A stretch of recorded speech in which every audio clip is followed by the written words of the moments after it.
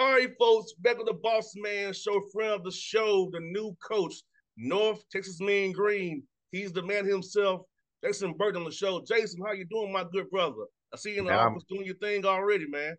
yeah, man. You see the Eagles behind there, the diving Eagles, Mean Green in the building, man. I'm great, man. How you doing? I'm good, man. Enjoying my off season, brother. I've been off since April 28th, man. Enjoying my 4 month break, man. It's good. It's good. You deserve it. 4 months? Yeah, I don't go back to September 25th. That's a beautiful thing right there. The beat I of don't, the I NBA, don't know what man. that's like. No, I ain't got to do I don't do nothing until 25th of September. So summer league, y'all can have it in Vegas. The draft, I'll see you with training camp on 25th for media day before training camp starts. Yeah, That's why I'll see y'all again. yeah. I wish I had that lifestyle, man. I got to come see you, man. You know, we're in the middle of recruiting and camps and more recruiting and then summer workouts, all that. So it don't stop. It never stops, man. So man, you have to move, brother. You still saying same house, man. Man, I have to move. I made the commute was 2.5 hours this morning. That Dallas traffic is a beast. Wow. You never know when it's going to hit. Normally, I'm averaging like right around 2. And if I catch it right, it's an hour and a half. But right now, today it was 2.5 hours to get here, man. I was almost late for the Bossman interview. I thought my man he make it stay, but I see what you mean. I was like, you make it stay, but you can't. No, no, there's no direct route from Commerce to Denton, and we want to be here. We want to be in the mix. We want to be right by campus. So we got the house. We move in June. Just got to get through this month right here. I hear that. I saw when you had addition to your family, man. How was that being, brother? Don't do it. Don't do it during basketball season. It's great. It's great that he's here. Jalen and Isaiah's in the building, but having a baby on January 23rd in the middle of conference play is never the right idea. But my wife's a trooper. And the blessings that we got family support here. So, they've helped out. We could not have done it without them. But it's great. It's great having 2 boys, man. And I get to go leave all these young women here and go home to 2 wild boys. So it's been fun. I hear that, brother. I said, man, I said to myself, man, my man's doing double duty, coaching and daddying up at the same time. I was like, I saw him, hey, that's a little Hey, dicey there, but he's making it work though. and my 3-year-old, he is full of energy as soon as I get in the house, man. He's ready. He's like, I've been waiting. So I get home and he is on 10. So it's good though, man. It's a blessing. I hear that, man. So I know the Commerce they had built that thing up for years, man. People have talked about you in the women's game for a long time, man. So how does it feel to be able to stay in an area you know very well, going to the American Conference now, July the 1st, man? North Texas is a school that's known very well throughout the nation, man. So you represent the Mean Green, I represent it well. So talk about this, what you accomplish at Commerce to get you to this point you are today, brother, right here, that office there, didn't, man. Nah, it's a blessing, man. It's a blessing. I grew up not too far from here. So to be able to stay home, man, to be in the Metroplex, to be in just a comfort zone as far as recruiting and all that, and knowing the high school coaches, knowing the AU coaches in the area, just being familiar with North Texas, it's a blessing. To have our family close, our friends close, that support, and really to not have to have a big move, but I can hit the ground running right away. That's been great, and then we've been able to hire just an incredible staff, man. This staff right here is so talented, and it's made my job easier, and to be able to, just because we're in the Metroplex and some transition with TCU, to steal 2 from that staff over there and get them over here at North Texas, and to retain a coach here and bring a couple with me that were on my previous staffs, man. It's been great. But what North Texas already has in place, man, it's what a time to be here. I know you guys saw TP on the men's side and what the North Texas men did in the NIT tournament, and man, I'm watching our softball team, what they're doing. We hired a new football coach. We got 45,000 students here. Man, what a time to be here. One of the biggest, it's the fastest growing university in Texas. And, what our president's doing, what our AD's doing as far as facilities, and then going to the American Conference, you hit it, man. It's you're going to a much stronger conference. It's an exciting time to be at North Texas, man. I'm so excited to be here. No doubt, Jason. Also, man, like as you said, resources. You actually have a support staff Different, now. man. Like it ain't just a mom and pop there. You got a Yeah. support staff, having people actually help you, having money to hop on a charter plane to go recruit somebody. So talk about it. Having people don't understand this, but resources make a difference in trying to win. So having that North Texas support you, as big as it is, man, has to be a blessing as well, brother. Man, I remember starting my career as an assistant. So I started as an assistant on the men's side at Commerce. And I remember it was me, the head coach, and a GA. And back then, too, we still had, man, I had stacked VCRs, and that's how we were recording stuff. And just the amount of time it took me to do scouts and everything else. And so to grind from right there to now, we have 6 other full-time coaches on our staff. I'm like, man, what do I do with all these people? But it really allows us to be efficient in certain areas, but be very detailed in other areas when it comes to, recruiting and players and knowing everybody, man. At this level, you got to know everybody, and you got to know the 8th graders and the way recruiting is going nowadays. And so it's nice to be able to have resources to be able to do things I never thought we could do, man. You go from busting everywhere to now we're on charter flights and conference. And so it makes a difference, man. It makes a difference with your, what you're able to do from a training standpoint, the caliber of players you're able to get. It's a whole different ball game, man. And so it's exciting to be able to be at a level in which we can play, or we can recruit and coach some of the best of the best of the best, man. And so that's what we're doing right now. We signed 4 young ladies since we've taken the job, and got 1 more to get in this class, man. But then we hit the ground as far as the 24s and 25s. So that recruiting never stops, man. But when you have high level coaches, man, and resources like we have in North Texas, it definitely makes the job a little bit easier. No doubt. And how's it been get on the court to these young women, man, seeing what you already have to work with as you give them a development plan for the summer when they come back in summertime? So how was that been for you, man? It's been great. We got to grow dunking right now. First of all, that's crazy. This is where the game's gone. We signed a high school young woman that is dunk 5'10" and dunking. And so, man, it's exciting times here just to be able to see, one, the shift in the game and the shift in athleticism on this side. I think women's basketball just has momentum in general. You look at the tournament this year and the most viewed tournament, and the LSU and the Iowa and all the parodies that happened this past March Madness, and I think the WNBA has grown as far as popularity as well. So what a time just to be in women's basketball. And they got some crazy proposals out too right now. So they're proposing for next summer to be able to have exhibitions in college basketball. So to be able to go and compete against other teams, and also possibly on the women's side do some 3-on-3 stuff. And so the game's evolving, man. But to be able to have the summer access that we now have and train our girls year round, or our young women year round, it's good, man. It's great. The skill development is going to be at an all-time high. It is at an all-time high. It's only getting better because of the amount of time we're able to spend with our young women in training. And then, like you said, the resources as far as this level, what they can do from a weight training standpoint, and the nutrition. The game is just growing and growing, and the talent level on this side it's a time to be in women's basketball, man. And man, I'm excited to see the developments of what's going on next, what's going to happen next, both here and just in the game in general. No doubt, man. I feel like there's some rules in the women's game that men should take, like having quarters. I do.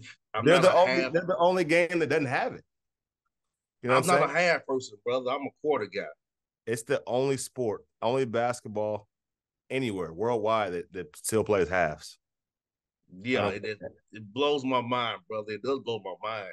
And like you said, and also you have NIL money that you can throw out to keep people now, which you didn't have in commerce. So how was that game working? Trying to work the NIL collective now? I know that's the thing now. How has it been for you trying with this new with a power 6 school now? You having to asking you about that now. Well, we can't arrange the NIL stuff, but the opportunities for NIL out here is just different because we touch the Metroplex, right? We're in a city that's a lot bigger than my previous school.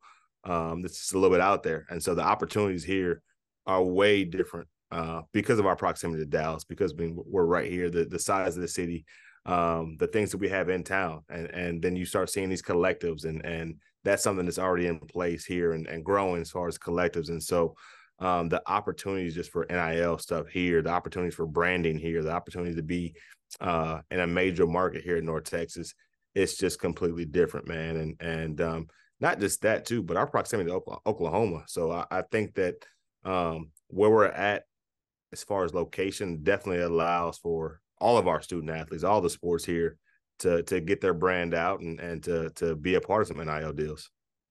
No doubt. And since she was on the other side of it, how's it feel that the schedule now on this end of it, when you're the person with the money now trying to buy games rather than getting bought? How was that being that reversal? I just wish we had a couple more games. When I got the job, there were 3 games on the schedule, and so that's what we've been like. I'm stopping to do this interview. I was doing scheduling right before, and I'll go back to doing scheduling right after. We got to get that schedule done. You know, the 2 most important things in college athletics is who you recruit and who you play, and then who you hire. So, got to get the schedule piece right. But it is. We're still not quite where we want to be as far as just a guarantee. We're not at that Power 5 money yet, but it's definitely nice to be on the end where we can pay some people to come in and we have the resources to be able to travel the way we want to travel, go some places we might not be able to go at other schools, and being on that end of it is very nice, man. No doubt. Now I hope you all are playing at Memphis. I'm hoping, which is close to Atlanta. I hope you can make that. Are you playing at Memphis this year, or are you not playing at Memphis? We hadn't got the schedule yet. Oh, so okay. The way the American's going to work this year, we're going to play everybody once, and then we'll play 4 teams twice, and they haven't given us a schedule. We got our conference meetings at the end of this month, May 31st. So I'm assuming they're going to give us a conference schedule then, and so we'll know that. I'll be able to tell you. I try to get out there to Atlanta for a couple of games, man. I'm working on it. So please, brother, please do that, man. Yeah, get out here. And like I said, I will lead the Burton fan club at that game. If I can get out my home beats to the game to cheer for you. If I can get out that way, I will. And I may be out there this summer recruiting, man. So if I get out there, I'll definitely call you. Yeah, man. I have all my homies come cheer for you, man. They'll do that for me. Need it. Yeah. We'll take everybody. No doubt, man. You know what, man? Like I said, I love this for you, man. I know you grinding it, man. You was grinding out there, bro. And I'm like, to be honest, you're a hell of a coach, man. Another person as well. We have a good chat on this show. I was like, people should really watch what you're doing, man. I know what you're doing is the right way. You really care about the young women who you coach. And you're a man of God as well. You're a family man. So you have every quality you want in a coach for your young woman. I tell people, I know you was in college. Give my man a chance. Let's look at it. Since I've told people about you, brother. So people hit you up from Atlanta. Your boy got your back, man. I appreciate that, man. You know what? I'm actually mad at myself. I'm telling myself, man. I was out in Atlanta last year and I didn't hit you up. It was in and out. I saw my girl Delana Parker over at Parker Search, and I was recruiting out there, and I just didn't have enough time to be able to get out there and see you, man. Next time I get out there, I'm seeing you, man. So well, the September 25th, man, I'm free. I got you. I may be out there. I'm free. I may be out there in July. I may be out there in July, so I'll hit you up. No doubt, man. So, with you being a North Texas guy, man, when you recruit these young women, man, they know that you're really about that life. That's your area, man. So how's it been getting to talk to these young women who you recruited, now knowing you're in North Texas, now having some hard decisions now on some people who you talked to back at your old school now, but may not be at the level of this school that you're at right now? Well, we took 2. We signed 2 from our old school, man. Okay. I think we signed 2 pretty good ones. And Deani Robinson and Desiree Cardinal, both of them were at one point D2 All-Americans. Deani was one of the leading scorers, was the leading scorer in the Southland Conference last year before she got hurt, and then Desiree ended up the year being the leading scorer at Commerce. Both all-conference players would have been at the D1 level. Deani got hurt. But then we got, 2 other talented women coming in, one from Wichita State, already played in the American, started 28 games in the American already, and another one coming from Morehead State. So it's just been different, man, to be able to get in on some high caliber kids already that are interested in us without us having to give a sales pitch or anything like that, man. It's been great to be able to get in the door already and establish relationships. And I think that's going to be, you're only going to see the talented or more talented players come here as we establish relationships with these young players, man. It's been fun to get on the phone with these 24s and 25s and some of the best players in the country that we've been able to get on the phone with. And so Our staff's done a great job, and it's just going to be different, man. I think you're going to see some of the best basketball that North Texas has seen in a long time as far as the women's side, and that's exciting. But also, we had some talented players here on the roster. Coach Mitchell did a great job as far as bringing some youth in that can play. So I'm excited that we had about 4 weeks this spring to work and kind of establish that foundation with the players here. And there's a good core already on the roster right now that's going to build this future out. So, yeah, be on the lookout, man. And any Atlanta players, Georgia players you want to send our way, we'll take those. I got you, man. Because I said, I tell you what, that's what I do. I'm trying to help out all my coaching friends. I help out. Some of you I help out more than others. Now, I'm honest about that. I help some of you out more than I help others. But yeah, you're one of those I help more than others. I'll put you like that. I appreciate that, man. I still need some Hawks tickets too. Next time I come, man, I need some Hawks tickets. I get you. That's like easy. That's easy work right there. That's easy work right there, man. Yeah, I don't know what you might see DeJounte Murray in his last year next year. You never know. I thought it was Trae Young's last year. Nah, he ain't going nowhere. Okay. It's gonna be between Murray, Hunter, Collins, Bogdanovich. Those are the 5 guys that could be flipped. And with the new NBA CBA, it's gonna make it change where you have to really get underneath that luxury tax, man. And our owners not gonna pay the tax. And I know there's gonna be some guys out here. I'll just say John Collins, he'll probably be gone.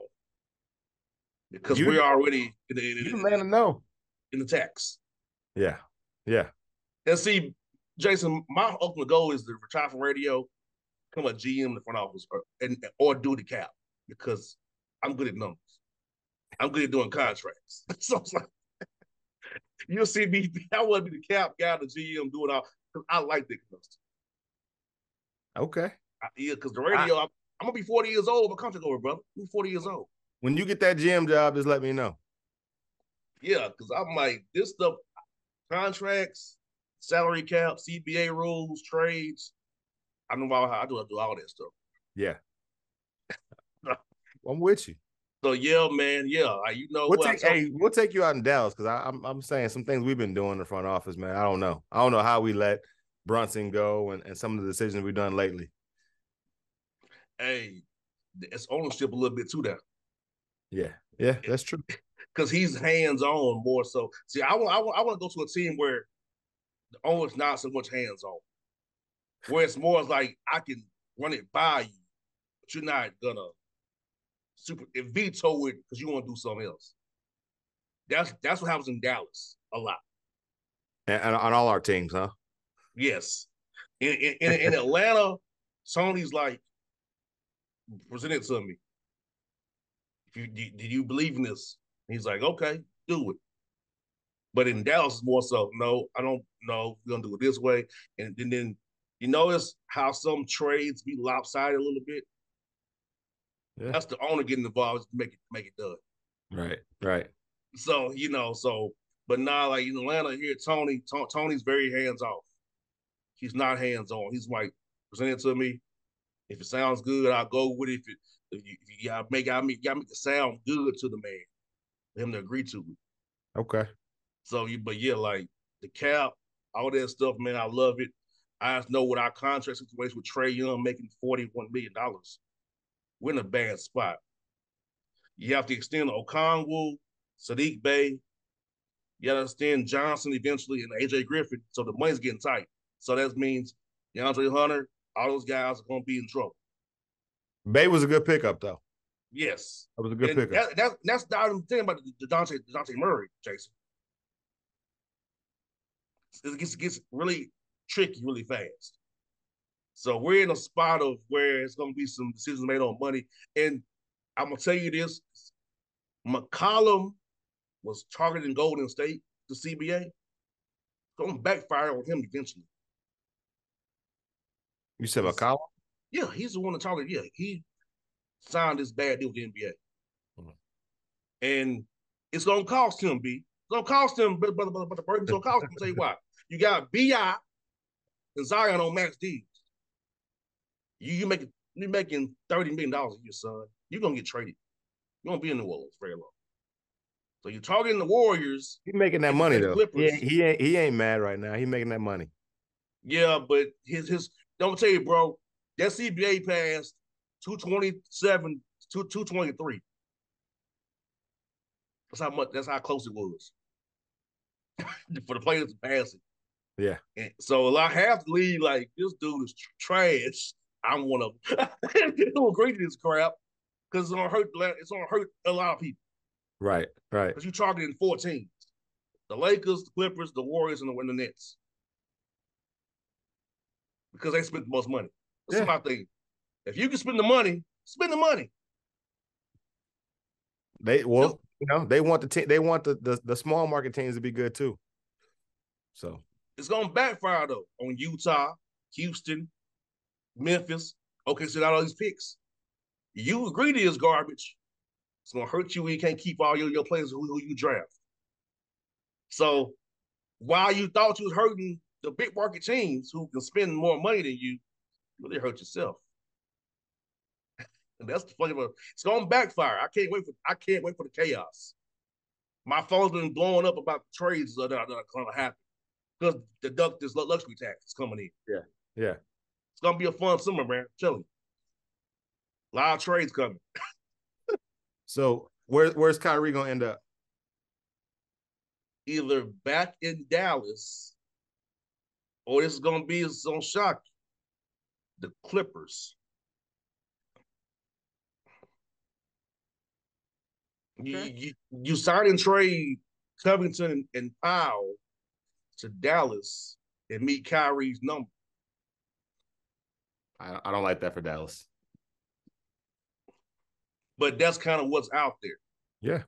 The Lakers can't really do it anymore. I mean, with the way D'Lo's playing, though, I'm not mad at it. And also look for Cat to be traded too. Yeah, I can see that. You know, because you got to pay Anthony Edwards.